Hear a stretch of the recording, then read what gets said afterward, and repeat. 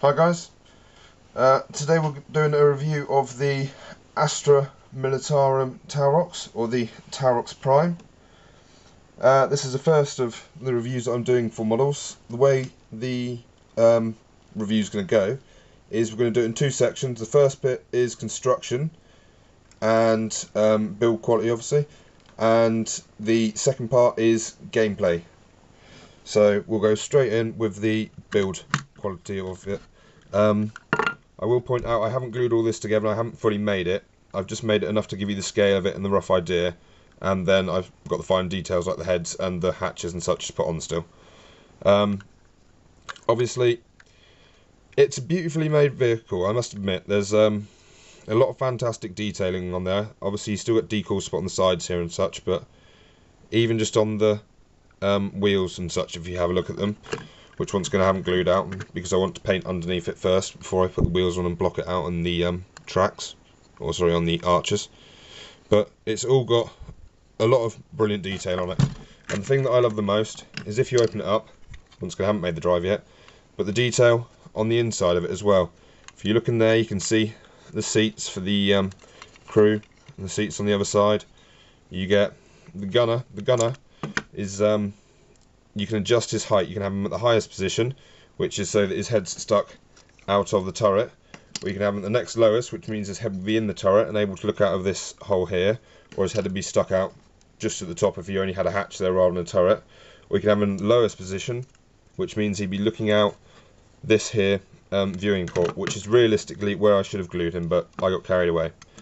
Anyway, going on from that, the build quality itself and making it, I had two little niggles really when I was building it. The first one was, you build these wheels in sections. You build this piece, glue two pieces together, put a couple of pieces of track on, a couple of little corner pieces here, and then you do the next one, and then you do the back two. And doing the front two, I had no problems at all. They went together fantastically and everything. So doing the back two, I imagine the same thing. Obviously, they've got numbers on the sprues for every single piece, so you know which piece it is. And obviously they've got the pictures, which if I show you here, these are the ones for doing the bottom pieces, which are these ones.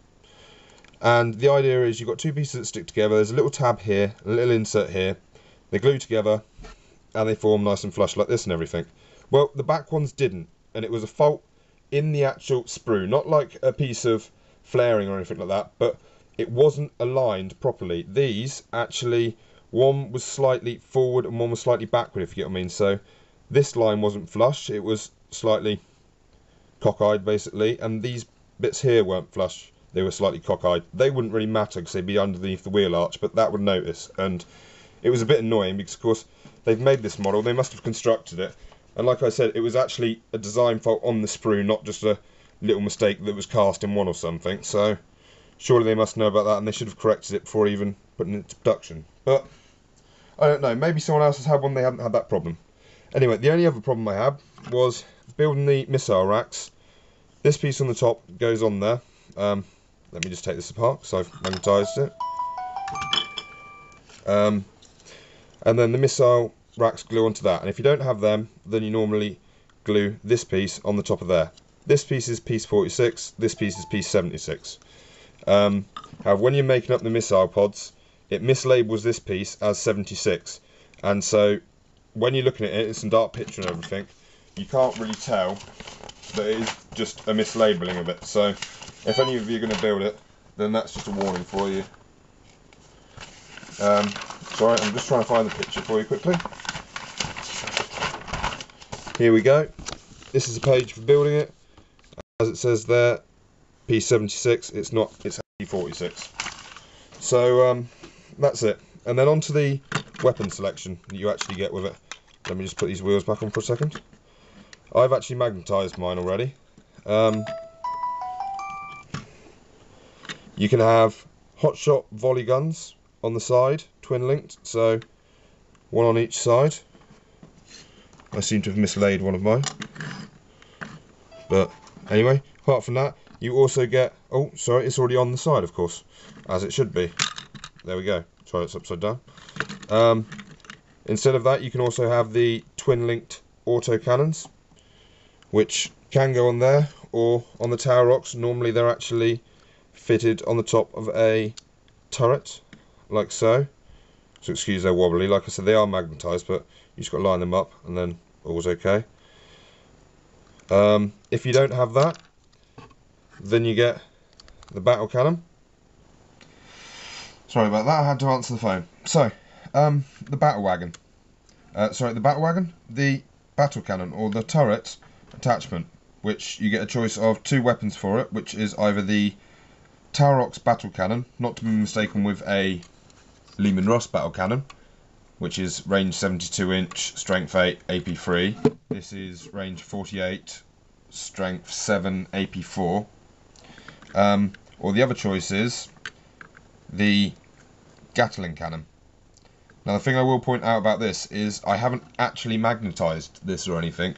It is just such a nice snug fit that it fits in there, and if I just pull this off, which is magnetised, I turn that upside down and wiggle it and shake it and everything, it stays in there. So that's something that's quite nice, because it means you can swap between them without having to do any work to attach them. Apart from that, the other choice is, of course, the missile rack, which goes on the back. And once again with this, I've just magnetised it, one on each end there. This is a bit scruffy because it was the first one I did on the vehicle, and this is only the second vehicle I've magnetised. The first one was probably well over a year ago. But anyway, that's all the options. So, gameplay wise, well, like I said, we're just going to pretty much focus on the taurox, because it's the only option as a dedicated transport for most things apart from the Tempestus Scions. So you'd basically have a vehicle like this with twin-linked autocannons. Now of course the only choices you get for let me just spin this around and give you a quick look, by the way. Oh, sorry. Like I say, I haven't glued it. We will look at it properly when it's all painted and such after I do a tutorial on that. But like I said, it is a good vehicle. Oh yeah, we have looked at it, haven't we? Sorry, I do apologise. But yeah, the only other choice we really get for a dedicated transport is Chimera. Once again, I've only started constructing this the same day as I was constructing the taurox, and obviously it went on hold because I was magnetising the taurox. One thing I will point out is, to get to this stage with the Chimera was about a quarter of the time it took me to get to this stage of the taurox, not including obviously magnetising and everything. So the Chimera is quicker to build. Obviously it's slightly less detailed and everything, but it's also slightly cheaper. It's £22.50, this is £29. But gameplay wise is what we're on about here. And the taurox, the basic taurox is ballistic skill 3, front armour 11, side and rear armour 10, and the basic Chimera is ballistic skill 3, front armour 12, side and rear armour 10. Now obviously this is 65 points and this is 50. However, people like this as well because of the all-terrain thing where you can reroll for dangerous terrain.